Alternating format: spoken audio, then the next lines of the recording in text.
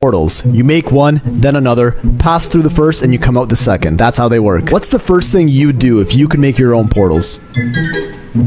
Oh, okay, what's the second thing you do? I've always wondered, what would happen if you put one portal inside of another? Well, we got some smart people on the job and figured it out, but it's about to get weird. It's kind of tough to wrap our brains around this, so let's start it in 2D. You pass this square through one portal and it comes out the other in the same position. Meaning if you put something into the bottom of one portal, it comes out of the same bottom position of the other portal, because you know portals have the best positions. We'll mark the tops of these portals with little green stars so you can tell which way they're facing. This goes for any position in the portal. So we stick the top of the blue portal near the bottom of the orange one. And you can see the blue portal starts to come out of itself. Pretty trippy, right? But if we keep pushing it in, the portal eventually bumps into itself and we can't move it anymore. It gets stuck. Same thing happens if we flip it and go from the top. But if we stick the top of the blue into the top of the orange, it still comes out of itself. And since we're not hitting the end edge of the portal this time, if we keep pushing, the part coming out of itself goes back into the orange portal again and then out of the blue portal further down. This is when it starts to get trippy. You might want to rewatch this part. It's a portal coming out of itself, coming out of itself. Might be easier if we add numbers along the portal so you can keep track of where each part is. When we start rotating the portal is when this really takes off. The portal goes inside of itself so many times that it looks like it's getting multiplied. If you could wrap your brain around this, then you're a G. And it's also possible to pass one portal all the way through itself. The end of the blue portal has to finish coming out of itself while it disappears into the orange at the same time, which is only possible if a portal is infinitely thin. So assuming that a 2D portal passing through itself looks like this.